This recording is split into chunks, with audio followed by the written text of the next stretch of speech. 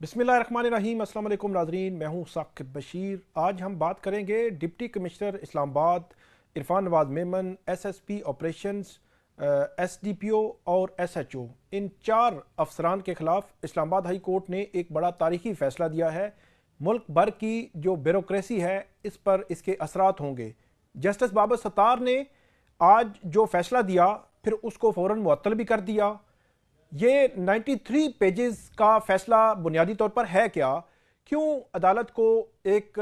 इस्लामाबाद वफाकी दारुल हुकूमत के डिप्टी कमिश्नर के खिलाफ इतना बड़ा फैसला देना पड़ा कि उनको 6 माह जो है वो कैद की सज़ा जो है वो सुनाई गई कि 6 माह वो जेल में रहेंगे। 1 लाख रुपए जुर्माना भी किया गया और एक तरफ अदालत ने सज़ा सुनाई, दूसरी तरफ उसको मुअत्तल कर दिया। तो सज़ा सुनाना और उसको मुअत्तल करना, इसके असरात जो है वो क्या होंगे? इसके अलावा हम सीक्वेंस आपको बताएंगे जो इवेंट्स थे कि शहरयार अफरीदी जो मुंतखब एमएनए हैं, बुनियादी तौर पर उनके खिलाफ एमपीओ जारी करने और उनको डिटेन करने, एमपीओ में डिटेन करने पर यह मामला शुरू हुआ था।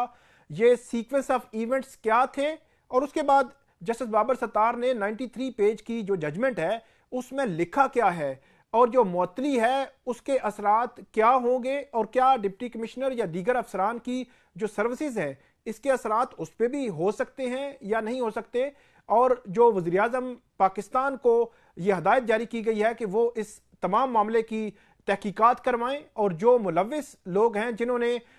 इस हवाले से एमपीओ जारी करते वक्त इख्तियारात से तजावुज़ किया उनके खिलाफ कार्रवाई करें। तो क्या ये कार्रवाई हो भी सकेगी या ये है ये एक किताबी बात होगी या एक जजमेंट आ गई वो आई गई बात होगी या ये मामला आगे बढ़ेगा या नहीं बढ़ेगा? इस सारे तनाजुर में जो है वो हम बात करेंगे। आज इस्लामाबाद हाई कोर्ट के जस्टिस बाबर सत्तार ने शहरयार अफरीदी को एमपीओ में गिरफ्तारी और एमपीओ जारी करते हुए डिटेन करने के मामले पर तौहीन अदालत केस का फैसला सुनाया है। इसका कुछ पस मंजर मैं आपके सामने रखता हूँ। शहरयार अफरीदी को 16 मई 2023 को घर से रात 2:30 बजे गिरफ्तार कर लिया जाता है। अगले दिन उनकी फैमिली से एक दरखास्त इस्लामाबाद हाई कोर्ट में दायर होती है कि शहरयार अफरीदी को जो है वो बाजियाब कराया जाए। उनकी जो वाइफ है उनको भी डिटेन किया गया था। तो इंतजामिया और पुलिस की जानिब से इस्लामाबाद हाई कोर्ट को बताया जाता है कि उनके खिलाफ एमपीओ के तहत उनको डिटेन किया गया है क्योंकि नक्शे अमन का खतरा है, इस वजह से डिटेंशन ऑर्डर उनके निकाले गए हैं। जो अरबाब मोहम्मद ताहिर हैं, जस्टिस अरबाब मोहम्मद ताहिर 2 जून को उस डिटेंशन ऑर्डर को कलअदम करार देते हैं और जो अथॉरिटी इस्तेमाल की इसमें डीसी इस्लामाबाद बतौर उन्होंने डिस्ट्रिक्ट मजिस्ट्रेट के और एसएचओ ने जो रिपोर्ट लिखी उस पर अहम सवालात उठाए और इस अथॉरिटी के गलत इस्तेमाल के हवाले से भी जस्टिस अरबाब मोहम्मद ताहिर ने अहम सवालात उठाए और ये जो एमपीओ जारी करने का जो ऑर्डर था उसको सेटिसाइड कर दिया, मतलब कलअदम करार दे दिया। 2 जून के बाद से लेकर 16 अगस्त तक तकरीबन 56 एमपीओ जो है वो जारी करते हैं जो डिप्टी कमिश्नर इस्लामाबाद हैं। इसके बावजूद कि इस्लामाबाद हाई कोर्ट के अरबाब मोहम्मद ताहिर, जस्टिस अरबाब मोहम्मद ताहिर उनके एमपीओ जारी करने के इख्तियार पर सवाल उठा चुके थे। इस दौरान तकरीबन 2.5 से 3 माह जो है वो तकरीबन 80 दिन से जायद जो शहरयार अफरीदी हैं एक केस में गिरफ्तार होते हैं, उसमें रिहा होते हैं तो दूसरे में गिरफ्तार हो जाते हैं, दूसरे में रिहा होते हैं तो तीसरे में गिरफ्तार हो जाते हैं, तीसरे में रिहा होते हैं तो चौथे में गिरफ्तार हो जाते हैं। बुनियादी तौर पर जो अदालत है, जो अदालती ऑर्डर्स है उनकी बेतौकीरी की जाती है, सरेआम की जाती है और बज़ाहिर बताकर की जाती है कि हम जो है वो बेतौकीरी कर रहे हैं और करते रहेंगे। और जब 4, 5, 6, 7 मुकदमात में शहरयार अफरीदी जो है वो जमानत पर जो है वो रिहा होते हैं तो उनके खिलाफ जो डिप्टी कमिश्नर रावलपिंडी है वो एक डिटेंशन ऑर्डर जो है वो जारी करते हैं। उस डिटेंशन ऑर्डर के खिलाफ जब उनकी फैमिली रावलपिंडी जो लाहौर हाई कोर्ट का पिंडी बेंच है उनके पास जाती है तो 3 अगस्त को लाहौर हाई कोर्ट का पिंडी बेंच उस डिटेंशन ऑर्डर को कलअदम करार दे देता है। उस कलअदम होने के साथ ही 4 अगस्त को रावलपिंडी के जो डीसी हैं वो एक और डिटेंशन ऑर्डर जो है वो जारी कर देते हैं। अब पहला डिटेंशन ऑर्डर एक आईनी अदालत ने अगर जो है वो कलअदम करार दिया है तो अगले दिन ही डिटेंशन ऑर्डर नया जारी करना, मेरा ख्याल ये है कि वो एक उसके जो अदालत के ऑर्डर को जो है वो रद्दी की टोकरी में डालने के मुतरादिफ था कि 3 अगस्त को अदालती ऑर्डर आया और 4 अगस्त को नया डिटेंशन ऑर्डर आ गया।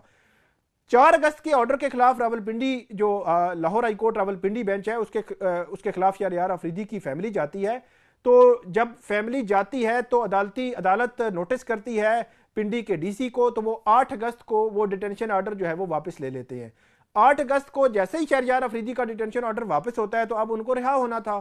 तो रिहाई के मामले पर जो है वो 8 अगस्त को ही इस्लामाबाद के डीसी जो है वो डिटेंशन ऑर्डर जारी कर देते हैं। तो ये रावलपिंडी के डीसी का डिटेंशन ऑर्डर जारी का पहले कलअदम होना, फिर जारी करना, फिर 4 दिन बाद वापस लेना, फिर इस्लामाबाद के डीसी का जो है डिटेंशन ऑर्डर जारी करना, जिनका डिटेंशन ऑर्डर 16 मई का पहले ही इस्लामाबाद हाई कोर्ट कलअदम करार दे चुकी थी। अदालत लिखती है कि उन्हीं ग्राउंड्स पर, उन्हीं बुनियादों पर 8 अगस्त को दोबारा डिप्टी कमिश्नर जो है वो एक डिटेंशन ऑर्डर शहरयार अफरीदी का जारी कर देते हैं। कोई नई ग्राउंड नहीं होती, बल्कि अदालत लिखती है कि 80 दिन से अडयाला जेल में कैद शहरयार अफरीदी, उनका डिटेंशन ऑर्डर जारी होता है कि वो इस्लामाबाद में कोई नक्शे अमन का जो है वो खतरा पैदा करना चाह रहे हैं। और उन्होंने जो मारगला रोड है वहां पे एक चौक है, उस चौक में जो है उनको जो उनके वकील थे डिप्टी कमिश्नर के, उन्होंने कहा था अपने जो आर्गूमेंट्स थे कि वो GHQ चौक है, वहां पे उन्होंने कोई एहतजाज करना था, कोई नक्शे अमन की सूरत हाल जो है पैदा करनी थी, इसलिए जो है वो हम उनके डिटेंशन ऑर्डर जारी किए। तो जो जस्टिस बाबर सत्तार हैं वो ये लिखते हैं कि डीसी इस्लामाबाद की जानिब से ये एक डिफेंस लिया गया है, अपना दिफा जो है वो लिया गया है कि जो डिस्ट्रिक्ट इंटेलिजेंस कमेटी है, उन कमेटी में जो हसास इदारों के लोग हैं, उन कमेटी की फाइंडिंग पर उन्होंने ये डिटेंशन ऑर्डर जो है वो जारी किए थे MPO के। अदालत ये कहती है कि 4 अगस्त को रावलपिंडी के डीसी को, यही जो पिंडी के डिस्ट्रिक्ट की कमेटी है जहां पे असास अदारों के लोग मौजूद हैं, तो वो कमेटी 4 अगस्त को रावलपिंडी के डीसी को कहती है कि आप डिटेंशन ऑर्डर जारी करें। जारी सी बात है, जिस तरह इन्होंने दिफा किया है तो इट मीन के उनको भी ये रिपोर्ट दी गई होगी, और फिर वो वही कमेटी उनको कहती है कि 8 अगस्त को वापस ले लें, कि मतलब पिंडी में कोई नक्शे अमन का खतरा नहीं। अडयाला जेल में मौजूद 80 दिन से जो बंदा अडयाला जेल में है, और 24 जुलाई के बाद 24 जुलाई से 8 अगस्त के दरमियान किसी की कोई मुलाकात नहीं हुई। अडयाला जेल का जो रिकॉर्ड आया है, अडयाला जेल का पूरा रिकॉर्ड जस्टिस बाबर सत्तार ने मंगवाया था, जिसको उनकी जो जजमेंट है 93 पेज की, उसमें भी लगाया गया है कि 24 जुलाई से 8 अगस्त के दरमियान किसी सिंगल बंदे की उनसे मुलाकात नहीं हुई। लेकिन 4 अगस्त को, 24 जुलाई के बाद 4 अगस्त को पहले पिंडी का डीसी, फिर इस्लामाबाद का डीसी 8 अगस्त को ये कहकर जो है वो कि वो एक प्लानिंग कर रहे हैं, थ्रू सोशल मीडिया प्लानिंग कर रहे हैं, किसी को कहकर, किसी वकील को, फैमिली मेंबर को, किसी कारकुन को, कि वो इस्लामाबाद में कोई नक्शे अमन का खतरा जो है पैदा कर देंगे। तो 8 अगस्त को इन्होंने जो है वो डिटेंशन ऑर्डर जारी किया, जिसके खिलाफ जो इस्लामाबाद हाई कोर्ट ने 16 अगस्त को ये जब चैलेंज हो गया, वहां मामला आ गया, उसको सस्पेंड भी कर दिया। अदालत ये लिखती है कि यहां पे दिलचस्प मामला मजीद ये हुआ कि जब उनको ये रोक दिया गया कि जो 2 जून का डीसी इस्लामाबाद को के कंडक्ट के हवाले से कि उन्होंने ये डिटेंशन ऑर्डर जारी किया था, पहला 16 मई वाला, 2 जून का ऑर्डर इस्लामाबाद हाई कोर्ट का आ चुका था। 2 जून के बाद 8 अगस्त तक जो है वो डिटेंशन ऑर्डर जारी करते रहे, इसके बावजूद के ऑर्डर में जो वो रोका नहीं गया था, लेकिन उनके कंडक्ट पर सवाल उठाए गए थे। 8 अगस्त को जस्टिस बाबर सत्तार लिखते हैं कि हमने 16 अगस्त को जब ये ऑर्डर किया, उसको सस्पेंड कर दिया और इनको नोटिस भी कर दिया कि कंटेम्प्ट ऑफ कोर्ट का नोटिस, इनके खिलाफ कंटेम्प्ट की प्रोसीडिंग्स भी शुरू हो गई। इसके बावजूद इन्होंने जो है वो सितंबर के पहले हफ्ते में चौधरी परवेज इलाही को जो है वो इस हवाले से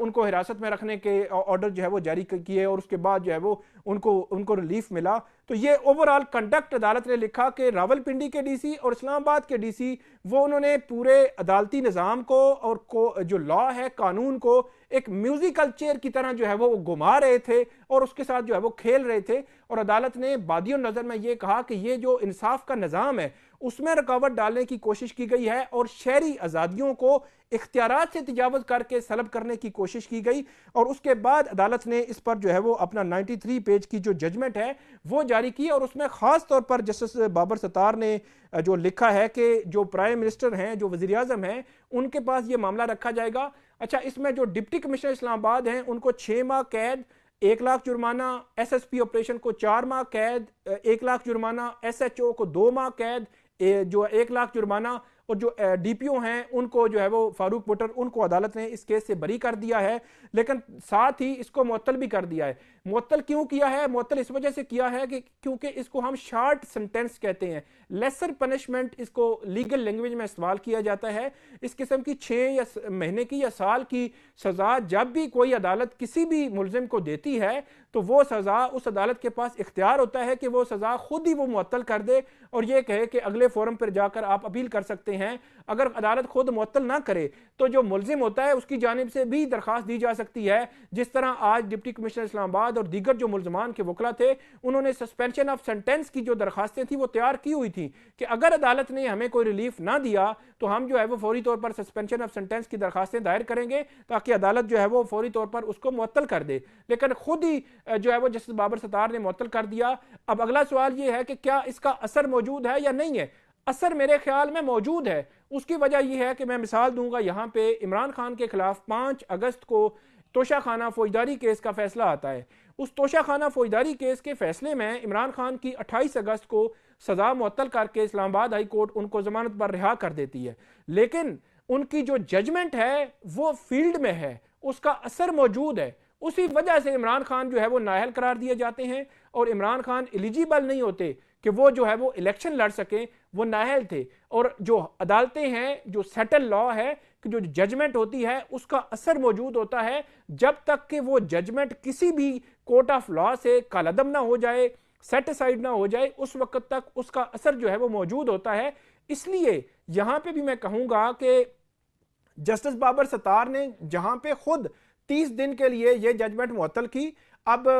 जो डीसी इस्लामाबाद हैं उन्होंने अपील भी फाइल कर दी है, उस पर बेंच भी बन गया है चीफ जस्टिस आमिर फारूक और जस्टिस तारिक महमूद जहांगीरी का, जो पीर को इसको समाअत करेगा वो खुद भी इसको मुअत्तल कर देंगे। लेकिन मसला ये है कि जब तक कि ये जजमेंट सेटिसाइड नहीं होती इसका असर रहेगा। तो इसका असर उनके उस पर भी आ जाता है कि उस पर सवाल उठेंगे कि क्या डीसी इस्लामाबाद और एसएसपी ऑपरेशन या दीगर एसएचओ जो है जिन 3 अफसरान को सजाएं हुई हैं, क्या वो सजा वो जो ओहदे हैं वो रख सकते हैं? अगर एक तरफ जजमेंट की मौजूदगी में कोई बंदा जो है वो इलेक्शन नहीं लड़ सकता, वो नाअहल होता है, उसका असर मौजूद होता है, तो दूसरी तरफ क्या एक डीसी विदाउट डिप्टी कमिश्नर जिसको मिसकंडक्ट पर गिल्टी डिक्लेयर किया गया है, एसएसपी ऑपरेशन को जो है वो गिल्टी डिक्लेयर किया गया है, एसएचओ को गिल्टी डिक्लेयर किया गया है, तो क्या वो अपने ओहदों पर काम जारी रख सकेंगे? ये वो सवाल है जो आइंदा आने वाले दिनों में आपको जो है वो बहस में नजर आएगा और ये बड़ा इंपॉर्टेंट सवाल है। मेरा ये ख्याल है कि इंतजामिया भी इसको देखेगी। अब जस्टिस बाबर सत्तार ने प्राइम मिनिस्टर को एक हुक्म दिया है कि वो इन तमाम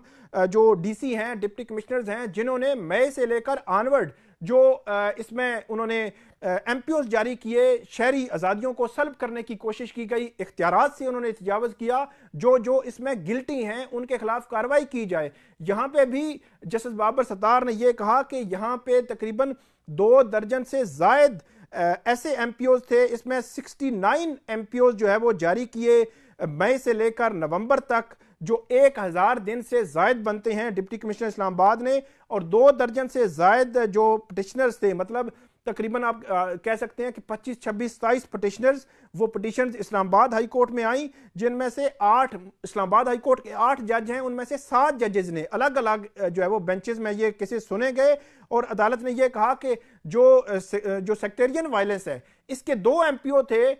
उसके अलावा कोई एक सिंगल एमपीओ ऑर्डर जो है वो बरकरार नहीं रह सका। इसके अलावा जस्टिस बाबर सत्तार लिखते हैं कि 16 मई से एमपीओ ऑर्डर जारी होना शुरू हुए, बार बार अदालती फैसलों में कहा गया डीसी इस्लामाबाद इख्तियार का गलत इस्तेमाल कर रहे हैं, इसके बावजूद डीसी इस्लामाबाद ने किसी की परवाह किए बगैर एक से एक जो है वो एमपीओ जारी करते रहे और 16 एमपीओ को उन्होंने जारी हुआ और 2 जून को अदालत ने कलअदम करार दिया। और इसके अलावा अदालत ने कहा कि डीसी और एसएचओ के जो कंडक्ट था, जो 16 मई का एमपीओ था, उस पर कंडक्ट पर भी सवाल उठाया गया। इसके अलावा जस्टिस बाबर सत्तार ने यह भी कहा कि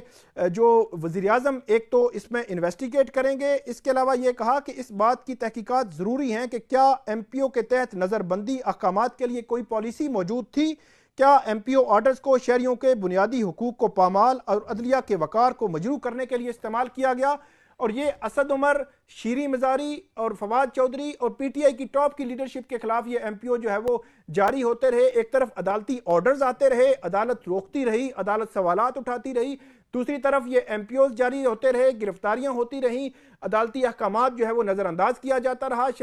जो फवाद चौधरी हैं, शीरी मज़ारी हैं, उनकी गिरफ्तारियों को रोका गया था। तो एक तरफ रोकने के ऑर्डर थे, दूसरी तरफ गिरफ्तारियां थी। तो ये एक ओवरऑल एक माहौल था जिसके खिलाफ ये फैसला आया है। और जो पाकिस्तान की जो ब्यूरोक्रेसी है उसके हवाले से ये बहुत इंपॉर्टेंट फैसला है। इसके असरात मेरा ख्याल है मुल्क भर पर होंगे कि आइंदा से कोई भी डिप्टी कमिश्नर, कोई भी एग्जेक्टिव पर जो ब्यूरोक्रेट है, कोई इस ओहदे पर जो मौजूद है, जो इंतजामिया का सरबराह है, वो कोई भी ऑर्डर जारी करने से जो है वो कम से कम इस चीज का ख्याल रखेगा कि कल किसी भी फोरम पर उसको जवाब देना पड़ सकता है। अब इस पर जो DC इस्लामाबाद के खिलाफ आज फैसला आया है, इस पर पीर को जो है वो अपील पर समाअत होनी है। जो भी अपडेट होगी वो भी हम आपके सामने रखेंगे आइंदा वीडियो में। आज की जो वीडियो है इस पे आपने फीडबैक देना है, आपने कमेंट करना है ताकि हम इसमें मजीद बेहतरी जो है वो ला सकें। बहुत शुक्रिया।